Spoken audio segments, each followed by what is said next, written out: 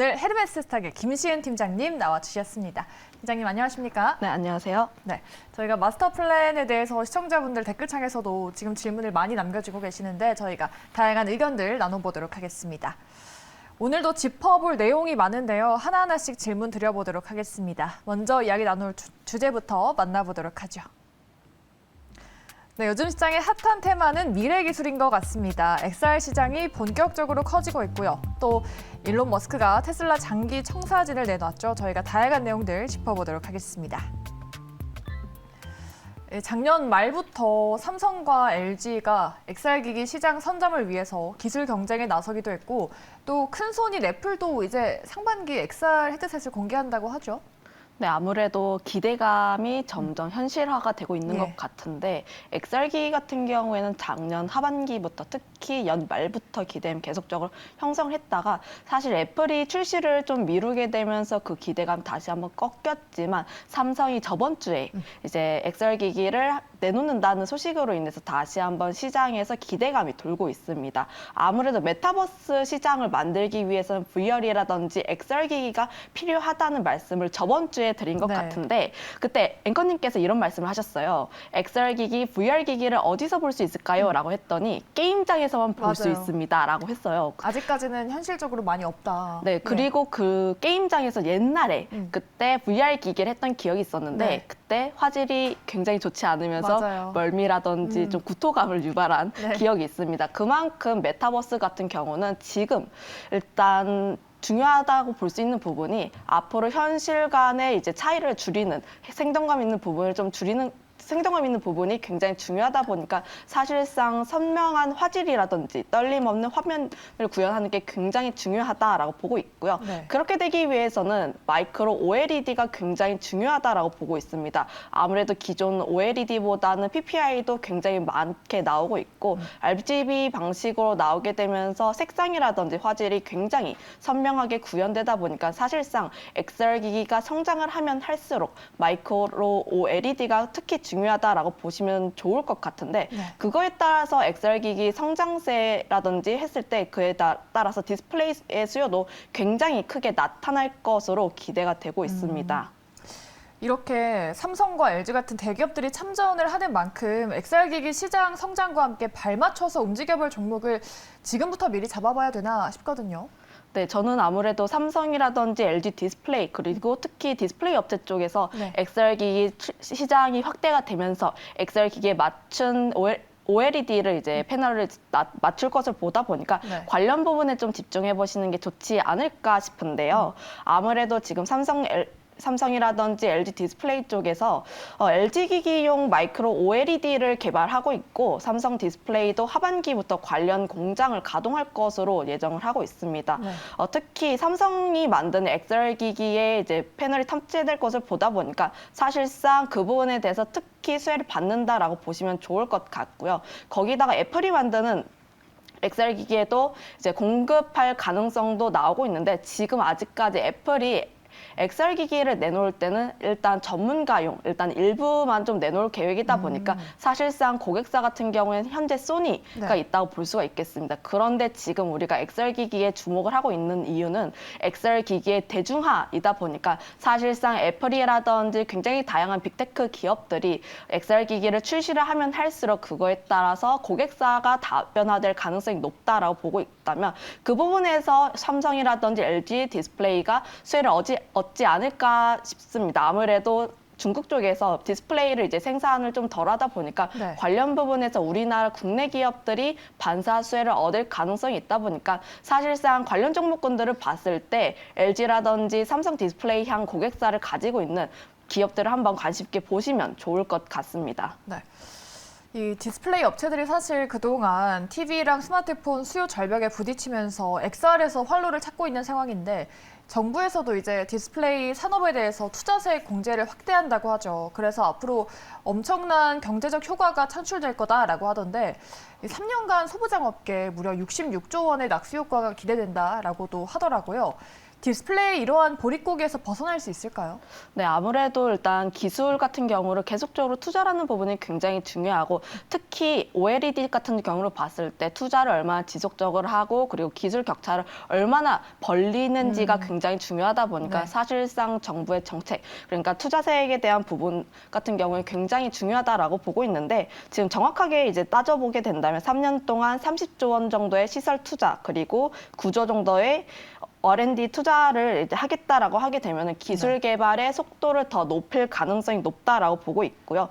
특히 대다수의 이제 국산 기업 같은 경우를 봤을 때 장비 같은 경우에 국산화 비율이 굉장히 높습니다. 그러다 보니까 삼성과 LG 디스플레이 의 고객사를 가지고 있는 기업이 굉장히 유리하다는 말씀 다시 한번 드려보도록 하겠고요. 네. 그 점에 따라서 관심주로는 선익 시스템과 APS 홀딩스를 가지고 왔는데 선익 시스템 같은 경우에는 VR 기기를 생산하는 데 필요한 증축기, 증축 장비를 공급을 하고 있고요. LG 디스플레이와 함께 증축기를 개발하고 있다 보니까 관련 부분에서 수혜를 얻을 가능성이 높다라고 보고 있습니다. 더불어서 삼성 디스플레이도 고객사로 가지고 있다 보니까 관련 부분에 대한 수혜 얻을 수 있다는 점 한번 체크를 해보시면 좋을 것 같고요. APS 홀딩스 마찬가지로 그 대기업들을 고객사로 확보를 하고 있고요. 특히 OLED를 굉장히 얇게 구현이 가능하다 보니까 관련 부분에서 앞으로 XR 기기에 대해서 수요가 계속적으로 나오게 된다면 관련 부분에서 독보적인 기술을 가지고 있는 기업이 유리할 수밖에 없다라는 점 한번 체크해 보시면 좋을 것 같습니다. 네. 앞으로 커질 디스플레이 시장 안에서 수혜받을 종목 선익 시스템 그리고 APS 홀딩스 공개해 주셨어요. 눈여겨보시기 바라겠고요. 다음 주제는 위성통신 뉴스입니다. 우주에서 초소형 위성 체계 개발이 본격화된다고 하죠. 이 한반도와 주변 해역을 감시하기 위한 거라고 하는데 2030년까지 무려 1조 4천억 원이 투입이 된다고 합니다. 사실 올해 스페이스X나 원앱 같은 기업들이 우리나라로 몰려온다는 소식도 지난주에 저희가 전해드렸었는데 그 다음날 또 바로 세트레가이나 AP 위성 같은 종목들이 급등이 나왔어요. 그럼 오늘 이 이슈는 얼마나 큰 이슈인지 궁금한데요.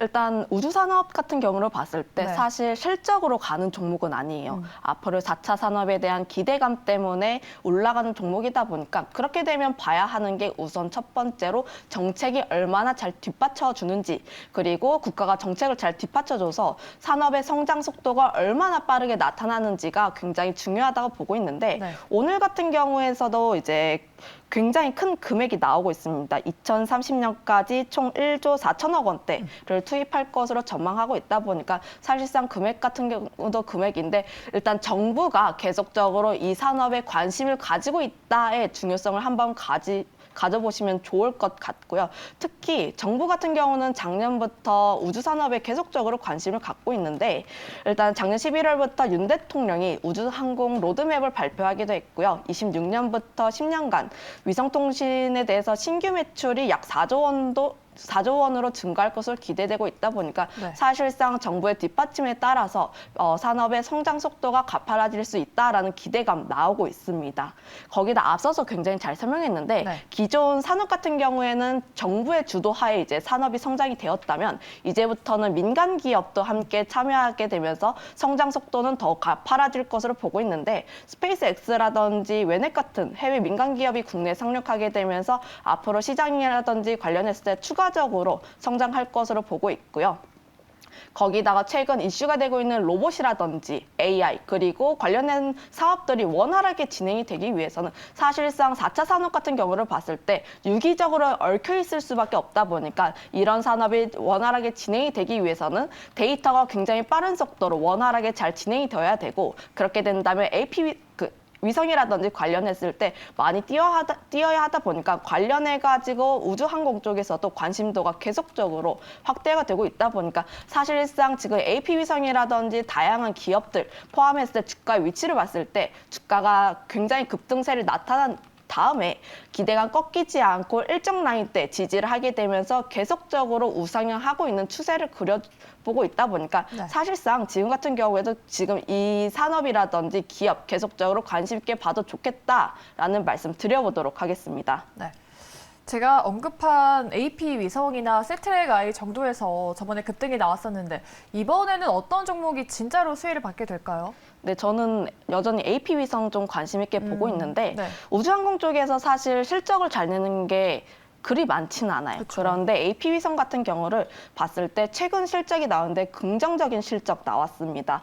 매출액 30% 변동 공시가 나왔었는데 관련 부분에서 원가율 개선이라든지 신규 수주 흐름이 나오게 되면서 큰 폭으로 실적 상승이 나왔다라고 보시면 좋을 것 같고요. 네. 이제 최근 들어서 별 따다 줄게가 아니라 위성 따다 줄게라고 할 정도로 네. 위성이 진짜 많다고 합니다. 이제는 별이 안 보일 거라고 하더라고요. 네, 일단 위성 따다 줄게라고 네. 이제 농담을 치시는 예. 남성분은 저에게 없지만 네, 그럼에도 불구하고 그만큼 위성이 굉장히 많다라는 점에 한번 주목을 해보시면 좋을 것 네. 같고요. 그 점에서 착안을 해본다면 위성 관련 기업인 AP 위성의 기대감은 계속적으로 확대가 되고 있다라고 보고 있습니다. 그에 따라서 지금 같은 경우도 추세가 꺾이지 않고 계속적으로 움직이는 모습 보여주고 있다 보니까 앞으로 3월 달에 이벤트, 우주항공에 대한 이벤트가 있는데 3월에 테슬라 쪽에서 첫 지구 비행을 시도할 것을 보고 있다 보니까 이벤트도 함께 엮여 있다는 점, 관련 부분에 대한 이벤트 기대감까지 함께 엮여 있다면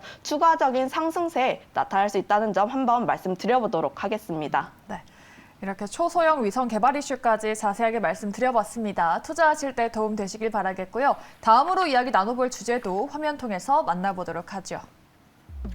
네, 테슬라 마스터 플랜 3 더 자세하게 알아보겠고요. 또 오늘 주목받은 2차 전지와 수소주에 대한 이야기까지 나눠보도록 하겠습니다. 일론 머스크가 3월 1일에 마스터 플랜 3를 공개한다고 예고했어요. 마지막 발표가 7년 전이었어서 이번에 뭐라고 할지 정말 기대가 많이 됐는데 테슬라 주가가 그때 마스터 플랜 2를 공개했을 때 1000%가 넘게 올랐어서 뭐 테슬라를 사야 하나 싶기도 한데 테슬라가 이 마스터 플랜 3에서 어떤 사업을 통해서 이걸 추진할지가 정말 관건이 될 것 같아요. 네, 지금 같은 경우 확인할 수 있는 부분이 지난해 마스터 플랜 3 일부를 공개를 했었는데 일단 내용을 좀 보게 됐을 때 화석 연료를 덜 쓰는 최대 규모의 사업 확장 이렇게 됐을 때 친환경 에너지 쪽, 2차 전지라든지 전기차 쪽에 대한 사업을 얘기할 가능성이 높고요. 거기다가 기존 스페이스 엑서라든지 AI 그리고 보링 컴퍼니에 대한 사업 계획이 포함되어 있다 보니까 관련 부분에 대해서 좀 기대감이 있다라고 보시면 좋을 것 같은데 저는 우선적으로 2차 전지라든지 스페이스 X 관련주들 한번 관심 있게 보시면 좋을 것 같다는 말씀 드리겠습니다. 앞서서 스페이스 X 같은 경우를 봤을 때 최근에 국내 이슈도 있기도 하고요. 특히 3월 달에 비행 관련한 이벤트가 있다 보니까 사실상 관련해가지고 좀 움직일 가능성이 높다라고 판단이 되고 있고요. 보링 컴퍼니 같은 경우를 봤을 때 인프라 관련 주인데요. 네. 일단 하이퍼루프라고 사실 영화 같은 데서 보시면 굉장히 빠른 속도로 이동을 할 수 있는 인프라다 보니까 관련해가지고 기대감은 있지만 사실 국내에서 직접적인 관련주는 없다 보니까 지금 현재 이벤트가 있는 스페이스 X라든지 2차 전지 관련주에 좀 관심 있게 보시면 좋을 것 같다는 말씀 드리겠습니다. 네.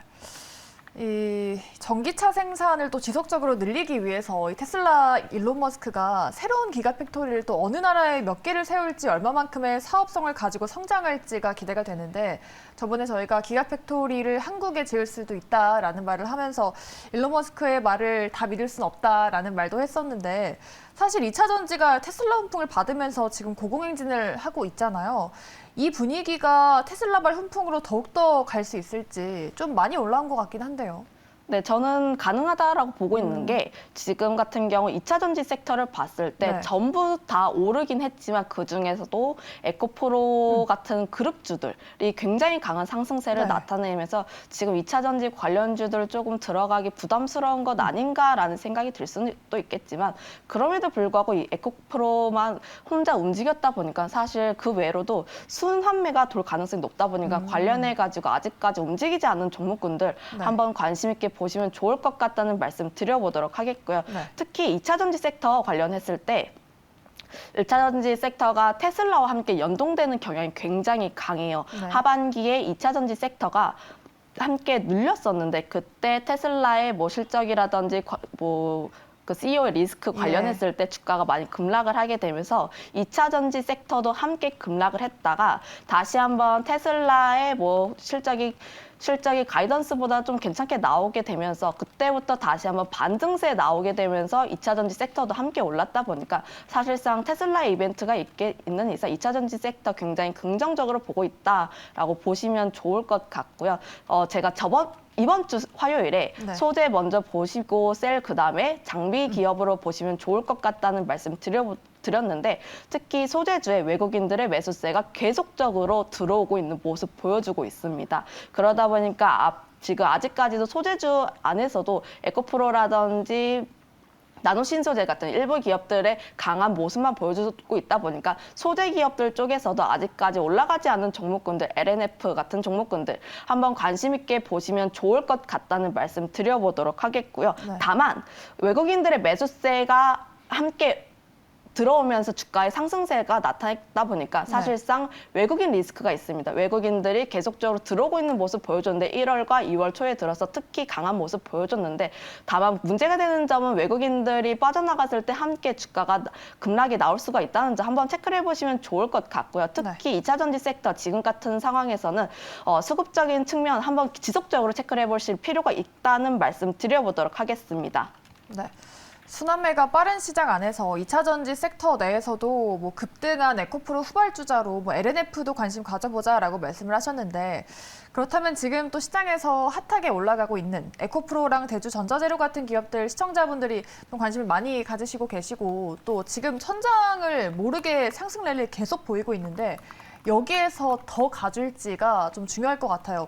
우리 팀장님은 에코프로랑 대주전자재료 같은 기업들 더 갈 수 있다고 보십니까? 네, 저는 추가적으로 더 움직일 수는 있다라고 보고 있는데 사실상 에코프로는 보유자들의 영역입니다. 그렇죠. 워낙 또 단기간에 많이 올랐죠. 네, 단기간에 많이 오르기도 했고요. 전고점을 뚫어서 계속적으로 강한 상승세가 네. 연달아서 나오는 모습 보여주고 있다 보니까 사실 신규로 접근을 하기에는 조금 부담스럽다라는 말씀 드려보도록 하겠고요. 대주전자재료 같은 경우를 봤을 때 아직까지 주가의 박스권 내를 이제 뚫지 못하고 있는 모습 보여주고 있다 보니까 사실상 10만 원 라인대를 어떻게 뚫는지가 가장 중요하다라고 말씀 드려보도록 하겠습니다. 아무래도 10만 원 라인대가 상징적인 의미가 있는 부분이기도 하고요. 특히 지난 차트를 한번 봤을 때 10만 원대에서 한 번, 그리고 두 번, 그리고 눌려서 자꾸 눌리는 모습 보여주고 있다 보니까 네. 두 번, 그리고 세 번, 네 번 정도. 이제 네 번 정도 눌려있는 모습 보여주고 있다 보니까 사실상 이 라인 가격대를 매물대를 어떻게 뚫는지가 가장 중요하다라고 보고 있는데 그럼에도 불구하고 2차 전지 섹터 앞으로의 시장의 성장성이라든지 관련 부분 했을 때 계속적으로 성장할 것으로 전망하고 있는데 아무래도 지금 테슬라라든지 포드 같은 완성차, 뭐 전기차 기업들이 가격 경쟁을 펼치게 되면서 치킨 게임이 진행이 되고 있는데 특히 그 부분에서 2차 전지에 수요가 증가할 것으로 전망하고 있고 거기다가 하반기부터 2차 전지 관련했을 때 신규 공장이 증설된 물량이 나올 것으로 전망하고 있다 보니까 사실상 그렇게 된다면 가동률이 지금 굉장히 잘 나오고 있는데 더해서 신규 물량 함께 더해진다면 앞으로의 실적도 함께 기대를 해볼 수 있다는 점 한번 체크를 해보시면 좋을 것 같습니다. 네, 이렇게 2차 전지 종목들의 투자 전략까지 자세하게 짜드렸습니다. 저희가 오늘 여러 가지 다양한 내용 자세하게 파헤쳐 봤는데요. 좀 도움 되셨길 바라겠고요. 오늘 이 시간 헤르메스 스탁의 김시은 팀장과 함께했습니다. 여기서 보내드릴게요. 오늘 자세한 말씀 고맙습니다.